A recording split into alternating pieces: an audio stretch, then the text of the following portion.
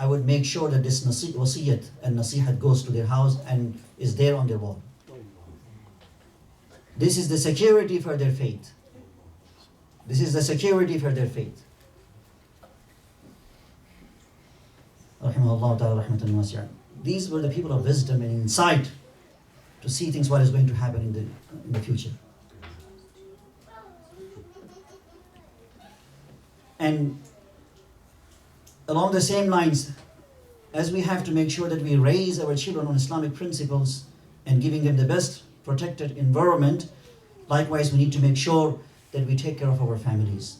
We give time to our families. And this is very important. If we do not do that, we are going to simply lose them.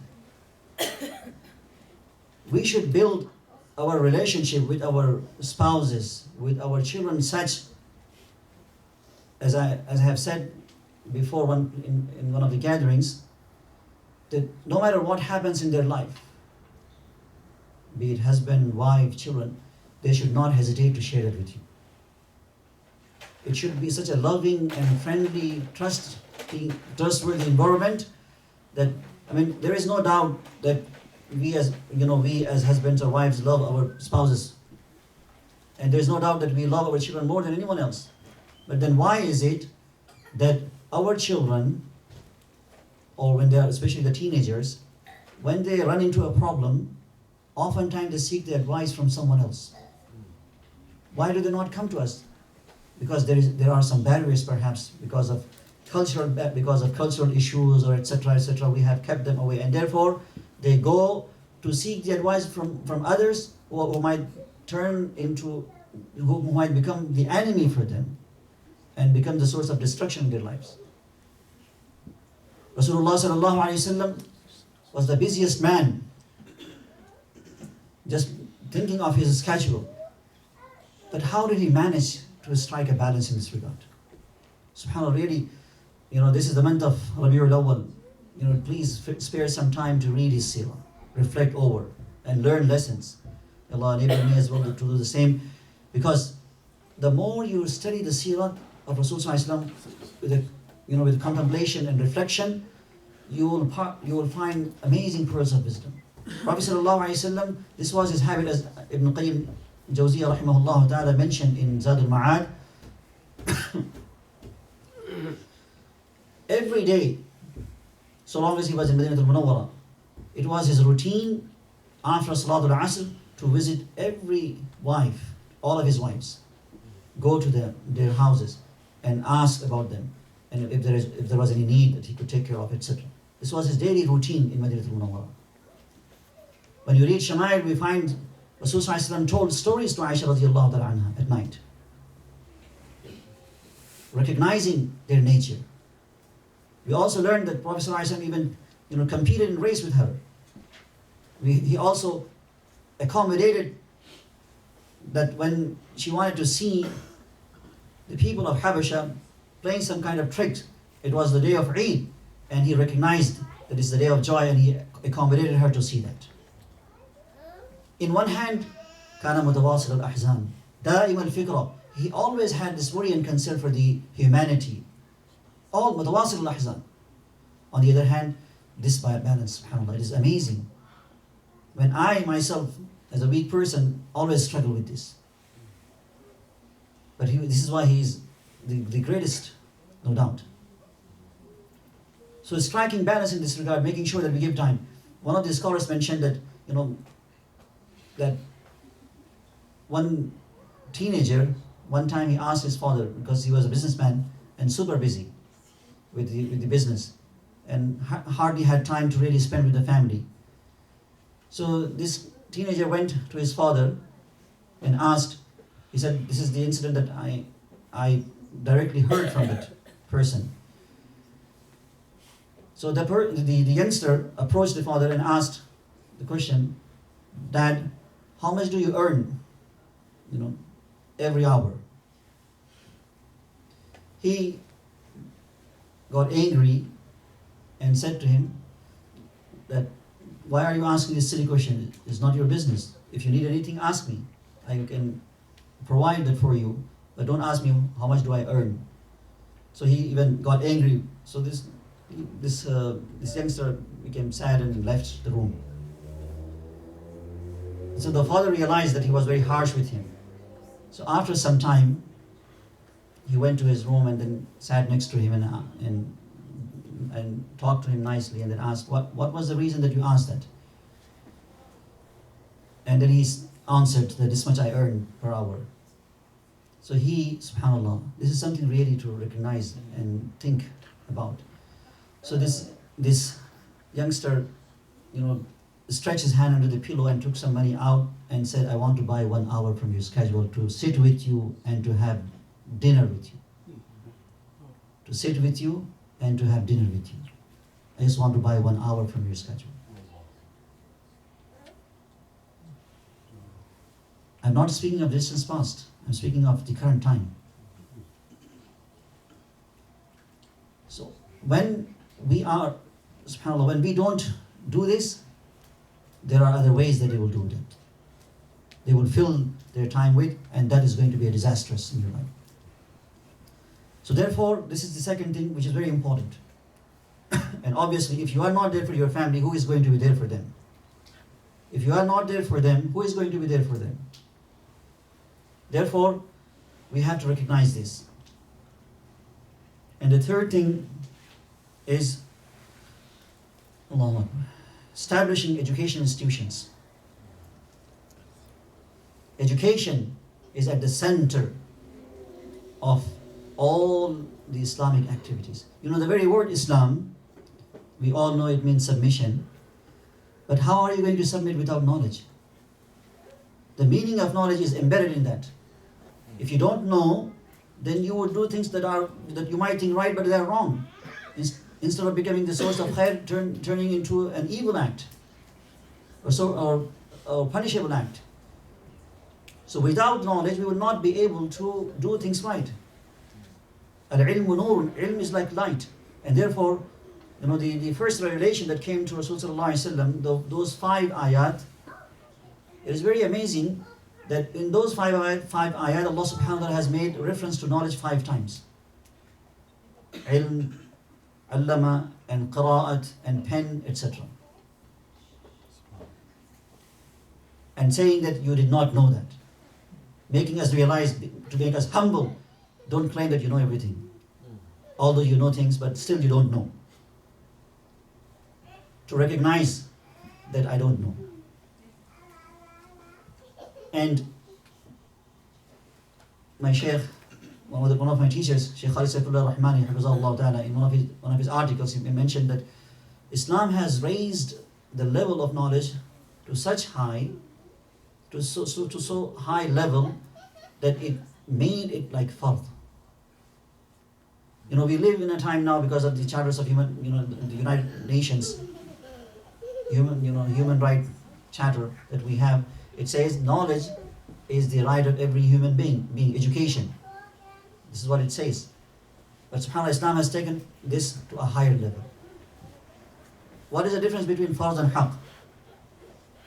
Let me give you an example. This is my phone. It belongs to me. It is my haqq because it belongs to me. But I have the right to give up this my haqq. Farz is something that is divine. Even if you wish to remain illiterate, you cannot be. Because that is farz. It is divine. Even if someone chooses to remain illiterate, he or she cannot be. This is the difference between haqq and farz. And Allah has made it farz, not haqq. So this is the importance, just to recognize the importance of education in Islam. No community can survive too long without proper educational institutions. No community can survive. This is for a fact. And therefore, we have to recognize this. And as we recognize, we need to make sure that we build institutions where we could educate our community and the larger community who are interested in knowing who we are and what we do and things like that. And mashallah, you have the Imam who is very much active in interfaith activities and other things, reaching out to the greater community, alhamdulillah. But at a very basic level, we also need institutions that could educate ourselves first, so that we are competent enough to convey this message to the people around us and surrounding us. And the most important of all in this regard is the proper schooling system for our generation, for our younger generation and future generation. If we don't have that, then we have failed in the first step. Because you might be educated in this regard, what about your children? And we know, although it is our responsibility to educate our family as much as we could, but we cannot do all. So we need this system to fill the void.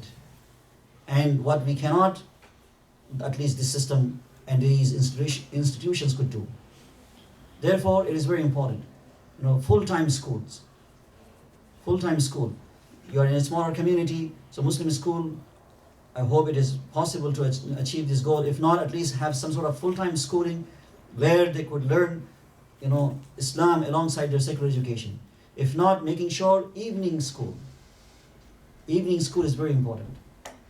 And this concept of Sunday school, it is actually a Christian concept. It's not a Muslim concept. Unfortunately, Muslims also have taken it too serious as if it is like Islamic one. But let me give you an example. Shaykh Taqi Usmani Hafizahullah Ta'ala mentioned it quite accurately and beautifully. He said, when we have the Sunday school, what happens, the message that we give to our children is this. He says that because your son or daughter goes to school from Monday to Friday, now they have Saturday and Sunday holiday, or sometimes only Sunday holiday. So if you even keep them busy in those 2 days, they would start to realize this school is not good for me because it has taken my holiday from me. They would think that this school is not good for me because it has snatched the freedom of my enjoyment on my holiday because I am still busy with school. This is how they would see that. Therefore, this is not a very good idea. I mean, if something is better than nothing, but we should really think of having evening school if none of the other things work. In worst case, of course, we can go for this option, but this should not be the top priority for us.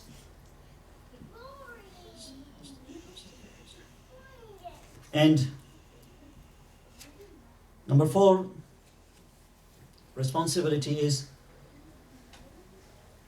presenting a very high ethical standards in the community that we are part of, the society that we are part of. Living by the high ethical standards in societies that we live in, such as these ones. It is very important. And if we do not do that, there are serious consequences. One of these Salafs said something very beautiful. Someone asked him, who is mu'min in terms of the social context? He said, al-mu'min kal-matar, aynama waqa'a nafa'a. Mu'min is like rain. Wherever he may be or she may be, in any city, country, community, they would benefit the surrounding. They would benefit the surrounding. And Muslims are like that. Non-Muslims have no concern for what you do in the masjid in terms of prayer, recitation of Quran. What they would see with you is how you act and react outside. In other words, the morals and ethical values of Islam. How you interact with them. How honest you are, how true you are, how good you are, and how trustworthy you are. These are the things that they would see, and based on that they would judge whether or not you are good or bad. But unfortunately, they would label that with that your religion, not you as personal at a personal level. This is why Rasulullah sallallahu alaihi wasallam in a number of hadiths said, if you want to see how good you are in faith, then look at your character, because your character will define whether or not you are a good mu'min. And therefore, there are many hadiths in one narration that Prophet ﷺ was asked about a woman that she fasts and prays. On the other hand, she is very mouthy to her neighbors. Prophet ﷺ said she is in Jahannam, although she prays and fasts. Because why did he say that? If you think rationally, because she is a source to expel people from Islam and others keep them away from Islam. It is very important for us to recognize this. And with due respect to all of us, this is the fact, may Allah protect me first and foremost and all of us, that alhamdulillah, these countries, they have really a system that offer us many benefits. Shaykh Abul Hasan Ali rahimahullah, that when he gave a talk in England, he said, we should be in the front line to benefit the society than to reap the benefit from them. Become the giver than to become the receiver. Become the giver. You know, Rabi' ibn Amir radiallahu ta'ala anhu, when he went to the court of Rustam, the army general, the commander-in-chief of Persian army, this Sahabi radiallahu anhu was very simple, young man, in a very simple attire. Perhaps there were patch on his body, on his clothing, riding a mule. He entered in the court. And as he entered with a bold and courageous attitude, he started walking to this Amir, Rustam. The guards stopped him from going further because he had his spear along with him and sword. They said, you can't go with it. He said, if you don't allow me to go, I will go back. And then Rustam said, let him come in. And he walked all the way to the main chamber and got off from the back of the mule. And then he tied the rope of his mule with one of the cushions of the seat of Rustam. And then as he stood before him, Rustam posed this question to him, "Ma alladhi ja'a bik?" What have you brought here? You poor, hungry Bedouin, maybe the food, the need for money. SubhanAllah, what he said is the message for us to also, as Shaykh Abul Hasan Ali rahimahullah ta'ala said, that he said, Allah bta'asana لنخرج من شاء من عبادة العباد إلى عبادة الله وحده من ضيق الدنيا إلى ساعتها ومن جور الأديان إلى عدل الإسلام. I did not come to take anything from you, rather I came to give you. I came to give you. And what is that? That I want to liberate you from the shackles of the narrowness of this world to the vastness of it. Because someone who does not recognize the slavery of Allah subhanahu wa ta'ala becomes a slave of many things in his life. You are the slave of many things then. If you are not the slave of one, then you become the slave of many. So I want to liberate you from that, to bring you into one. And from the zulm, oppression of religions to the justice and fairness of Islam. So this, he said rahimahullah, must be a slogan and must be a vision for Muslims to abide by and to live by in the Western societies. Then they will have respect for you. That they are not here just to take the benefits. They are here to give. They are here to benefit, than to only benefit themselves. So therefore, it is very important that we recognize, and unfortunately there are some Muslims we know, they cheat governments. They work full-time, they show part-time. And they do not disclose their income to the government. It is all haram. It is all haram. Because you have signed a contract with them that you are going to abide by the laws. They did not force you to live here. It is on your own, by your own choice you have decided to live here. And we must respect that. And abusing the system and all of these things, unfortunately, is part of some Muslims' lives. And we must change that. Because when we do these things, they would see that Muslims are cheaters, abusers of the system. They are not here to benefit us, they are here for themselves. So therefore, we have to live by the high standards and high ethical values of Islam. And Rasulullah sallallahu alaihi wasallam, in the most critical and difficult situation, displayed the best examples. Huzaifa ibn Yaman radiallahu ta'ala anhu, when he was on his way to Madinatul Munawwara, he had become Muslim, and his father, both of them. And as they had become Muslim, they wanted to join Prophet sallallahu alaihi wasallam in Madinatul Munawwara. On the way, Abu Jahl caught them, because it was the time of Battle of Badr. And Battle of Badr, as we know, the decisive battle, Allah subhanahu wa ta'ala has considered that as a decisive battle. Astaghfirullah, astaghfirullah. The Muslims were short in army, in number of soldiers. They had very few, and they didn't have, subhanAllah, the armaments to really defend themselves and to fight. So Abu Jahl, as he held them back, said, we are not going to let you go because you are going to join Muslims and add to their strength to fight against us. Hudayfa radiallahu anhu said, just to get away from him, I promise that I will not do that. I promise that I will not do that. Because of the promise, Abu Jahl released them. And they came to Prophet sallallahu alaihi wasallam, and it was a very happy moment for them. And then they requested Prophet sallallahu alaihi wasallam that he could allow them to join the expedition. But he also narrated the situation, what had happened on his way to Madinatul Munawwarah. Prophet sallallahu alaihi wasallam refused to accept him. He said, you have given your promise to them. Though we are in need of manpower, we are in need of your support, but we cannot break the promise. So he had to stay out from this campaign. He could not, because Badr is the decisive battle that, traditionally speaking, Badriyin, Sahaba radiallahu anhum ajma'in, who took part in that, Allah subhanahu wa ta'ala, Rasul sallallahu alaihi wasallam said, Allah has forgiven their sins. They could do whatever they like. Jannah is written for them. And traditionally speaking, when the dua is made, our ulama in Salah, they used to make mention of their names because dua would be accepted by mentioning their names. He was deprived of this honor simply because of the promise he gave to a non-Muslim, an opponent of Islam, a strong enemy of Islam, simply because of the word that he gave to them. This shows that how Islam, subhanAllah, promotes these high ethical values. No matter what may happen and where you live, this is regardless of that. And there could be many examples, but this is just one example to remember. Number 4,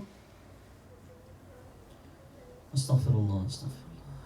Da'wah activities.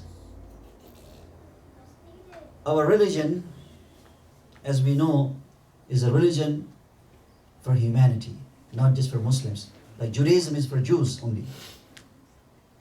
There are certain religions that relates to only certain ethnicities. They do not accept or even allow others to join. But Islam is a religion that is for humanity, for everyone. Everyone is welcome. But how is it going to happen if you and I as Muslims are not active in this field? Media is doing enough damage in this regard to portray Muslims and Islam, astaghfirullah azim, as the source of evil.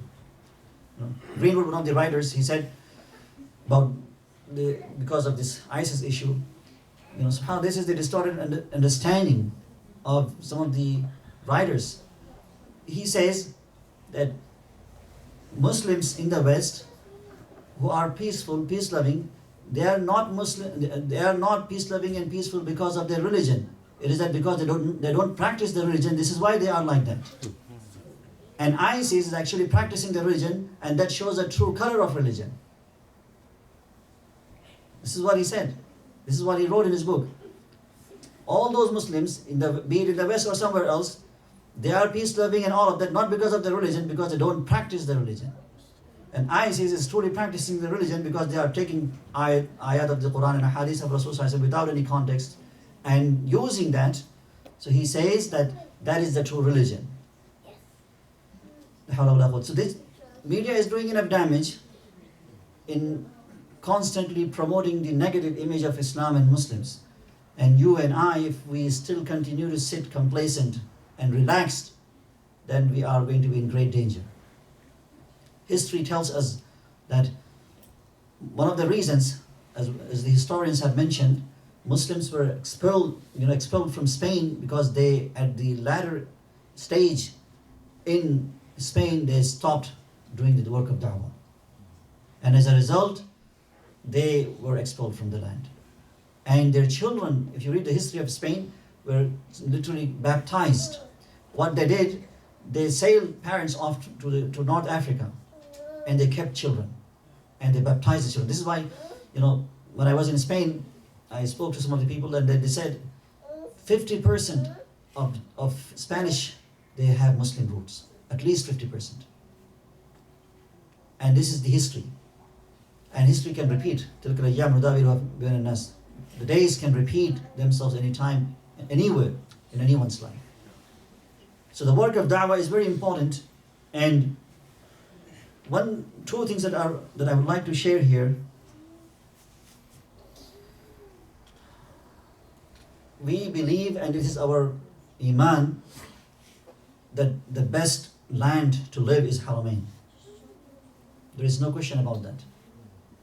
The blessed land is Haramain for us. And we long for it. We even wish to live there. And this sanctity remained from the very start. Not only just now. Then why was it that Sahaba radiallahu anhu ajmain, they left this blessed land and traveled far and wide? What was the reason for them? Did they not like to have this opportunity to pray in Haram to have 100,000 reward? As you and I wish for that. Because they recognize that because Islam has just started to spread. This is just a little island in the midst of this ocean.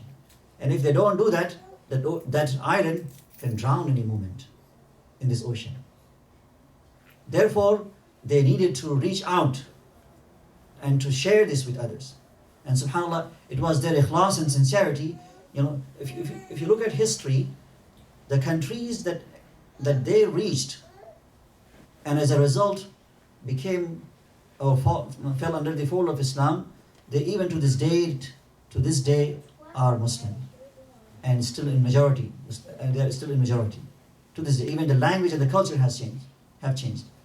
But after Sahaba, it was not the case. Therefore, many countries that were under Muslim rule are no longer under Muslim rule. Sicily, Spain, and many others. Central Asia, they're all gone. It was their ikhlas for the work of da'wah that to this day, these countries have remained, like Iraq, Misr, and Syria, Palestine, and all of that. They were not Muslim countries. And part of Africa. But today, even the language is also Arabic in these lands. Sallallahu Alaihi Wasallam. So we need to recognize that when Sahaba, the 100,000 plus Sahaba radiallahu anhu were present, and more than that, as a scholar, Dr. Hamidullah Marhum said, those who were present at the time of Hajjatul Wada, they were only 100,000 plus number, but there was still a number of Muslims who were not able to join that. So he stipulates the number 300,000 to 400,000. Wallahu alam. Nonetheless, only 10,000 approximately the graves of Sahaba radiallahu anhu ajma'in is in this blessed land. Not more than that. They all spread in the four corners of the world. Took this message with them and spread and shared. And this is something that we need to remember. And another point in this regard is, Fuqaha rahimahumullah ta'ala have stated, Muslims who live in strange lands, if they make the intention of da'wah as they live, the reward for them would be greater than living in the Muslim countries. The reward would be greater than even living in Muslim countries, because they are there for the purpose of a higher, greater, and noble cause, which is eventually the cause of the prophets, task of the prophets. So if you and I live here with this intention, money will come anyways, because you have to work and you have to sustain yourself. But if you make this intention, this of our staying in Hijrah would be a blessed one and a source of khair in our life. It is the matter of changing the intention and getting involved within our capacity to do whatever we can. Some people may give time, may be able to give time. Some other may be able to give their talents. It's whatever we can. You don't have to become a preacher and a speaker to do this work. Whatever you can within your means, do that. Someone might be only able to pass the message by book or something to someone else. Something should be done, and we should take that seriously. I will end inshallah in a few moments. And number 6 is social responsibility.